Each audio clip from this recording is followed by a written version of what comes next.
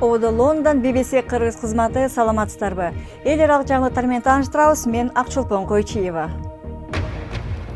Париждеги жолугушууда дүйнө лидерлери ислам мамлекетине каршы күрөштө болгон аракеттерибиз менен Иракка жардам беребиз деп убада кылды. Лондонда орус агенти Александр Литвиненкону өлтүрдү деп шектелген киши Орусияда чыккынчылар жөнүндө теле берүүнүн алып баруучусу болуп калды. Жаңы спортту элге кантип таратыш керек? Биз Афганистандын крикет командасынын ийгилигине күбө болуп келдик. Ислам мамлекети глобалдык коркунуч деп белгиледи бүгүн Парижде тышкы иштер министрлери менен жолугушкан француз президенти Франсуа Оланд. Бул кыймылга каршы күрөшүүчү коалицияга кошуларын 30 өлкөнүн министрлери билдирди. Батыш өлкөлөрү Сириянын президенти Асадты бул чатактын бир бөлүгү катары кыймылга каршы күрөшүүнө кошпой келет. Биз катышпасак маселе чечилбейт, дейт Дамаск. Ислам мамлекети тобунун күч алышы бул балдардын жашоосуна түздөн-түз таасирин тийгизүүдө. Алар Дамасктагы режимдин чегинде кагылышуулар өтүп жаткан аймакка жакын жашашат. Окуу жылынын биринчи күнү кооптуу маанайда өттү. Бир нече күн мурун эле бул аймак бутага алынган. Аткылоо учурунда ислам мамлекети тобу келет деген имиштер таркап, көп тургундар балдарын мектепке жиберген жок. Сириялык армия баш кала Дамасктын четинде чабуул жасоодо. Бирок жихадчылар аралашкан козголоңчулар жооп кайтарууда. Сириялык өкмөт өлкөнүн куралдуу күчтөрү экстремисттик ислам мамлекети тобуна каршы негизги күч экенин белгилеп, батыш жихадчыларды багындырам десе, Сирия өкмөтүнүн жардамына муктаж болот дейт. Сирия террорчулар менен күрөшүп келди. Террорчуларга каршы чыныгы күрөш жүрө турган болсо, биз анын чордону болушубуз керек. Террорчуларды уюштурган Сауд Арабиясы, Катар, Түркия сыяктуу өлкөлөр менен кызматташып, террорго каршы күрөшө албайсыңар. Бирок Британия менен АКШ президент Асад менен бирге иштөөнү четке кагып келишет. Акыркы 3 жылдан бери батыш өлкөлөрү Сириядагы абалга киришип кетпейли деп, ага кандай жооп кылууну билбей келди. Сириядагы согуш эми ислам мамлекетине каршы согуш болуп улана берсе, бул балдардын келечеги бүдөмүк бойдон кала берчүдөй. Лондонда мурунку орусиялык агент Александр Литвиненкону өлтүрүп кетишкенине 8 жыл болуп калды. Бүгүн бул кылмышты жасады деп шектелген киши орус телеберүүсүндө өз берүүсүн эфирге чыгарды. Андрей Луговой чыккынчылар деп аталган документалдык сериянын алып баруучусу. Орусияда Кремлди сындаган ар бир адам улуттук чыккынчы деген тема кызуу талкууланып келет. Массовой информации. Британиянын полициясы үчүн бул киши Александр Литвиненконун өлүмүнө түздөн-түз тиешеси бар деп шектелген адам.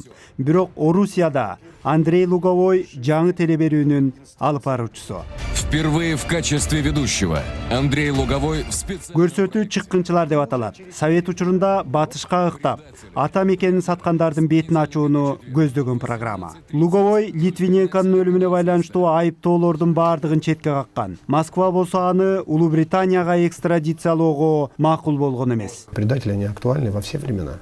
Чыккынчылык кызык тема.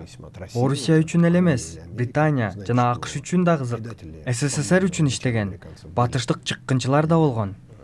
Өткөн айда эле президент Владимир Путин түз эфирде Орусияда өлкөсүнүн кызыкчылыгына каршы иштеген атуулдар бар деп белгилеп өткөн.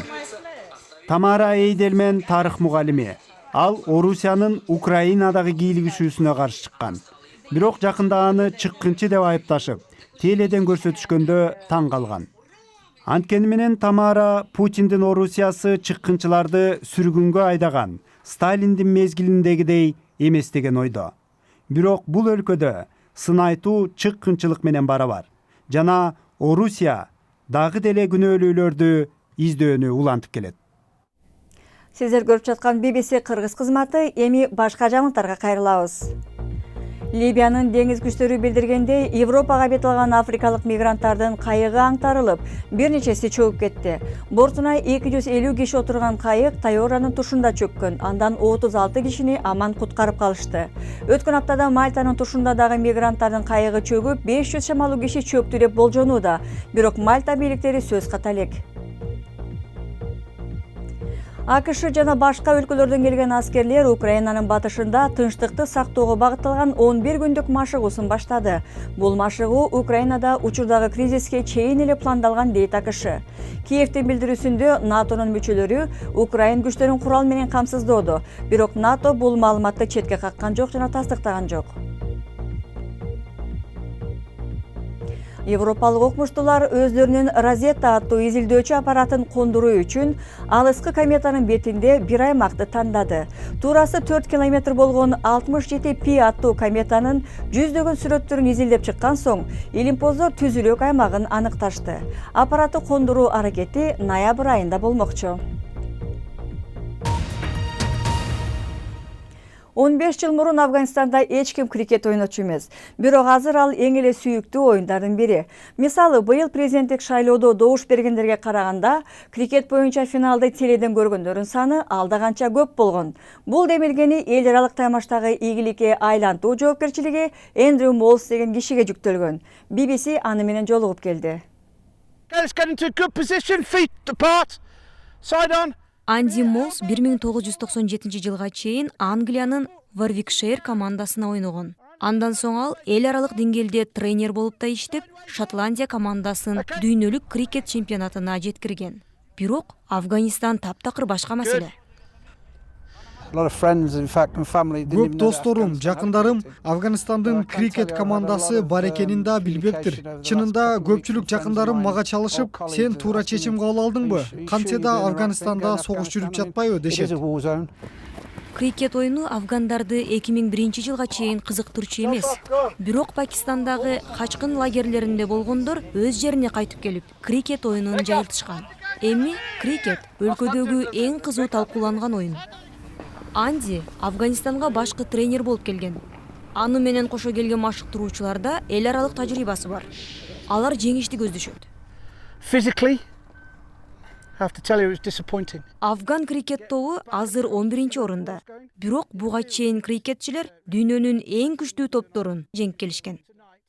Эми болсо команда эмдиги жылы өтчү дүйнөлүк крикет чемпионатында 8-орунга жетүүнү көздөшөт. Эми спорт жаңылыктарына кайрылсак, футболдо аптанын соңунда Европа командалары кызык оюн көрсөтүштү. Италияда жекшемби күнү Милан Парманы 5-4 эсебинде утту. Ал арада кошунасы Интер Милан Сассуолого каршы 7 гол киргизди. Испанияда болсо Реал Мадрид Атлетико Мадридке 2-1 эсебинде утулуп калды. Баскетболдо Мадридте өткөн финалда АКШ дүйнөлүк чемпион намына ээ болду. Алар 5-чи жолу чемпион болуп калышты. Сербия курама командасы менен беттешкен АКШ 129-92 эсеби менен жеңишке жетти. Ошентип америкалыктардын дагы бир чемпиондук наамы 2008 жана 2012 жылкы Олимпиададагы алтын медалына кошумча болду. АКШ 5 жолку чемпион болуп Югославияга теңелди. Гольфто 2 ири мелдештин байгелеринин жеңүүчүлөрү аныкталды.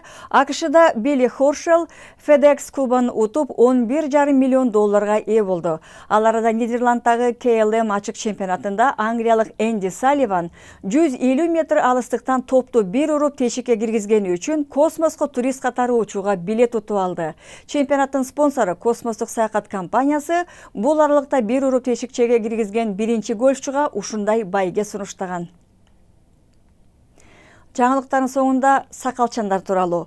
Дем алыш күндөрү Британиянын Бас шаарында эң мыкты мурут жана эң мыкты сакал деген дүйнөлүк чемпионат болуп өттү. Ар кандай түрдөгү, түстөгү, ар кандай узундуктагы сакал мурутчан кишилер жөн келбей атайы кийинип да келишкен. Бул таймаш ар бир 2 жыл сайын өтүп, ага өлкөнүн ар кайсы бурчунан катышуучулар келип турат. Бул жана башка жаңылыктар азыр интернет барагыбызда турат. Биздин дарегибиз bbc-kyrgyz.com. Сайтыбыздан жаңылыктарды окуп, BBC'нин радиосундагы уга аласыздар. Берүүнү алып барган Акчылпон Койчиева, саламатта болуңуздар.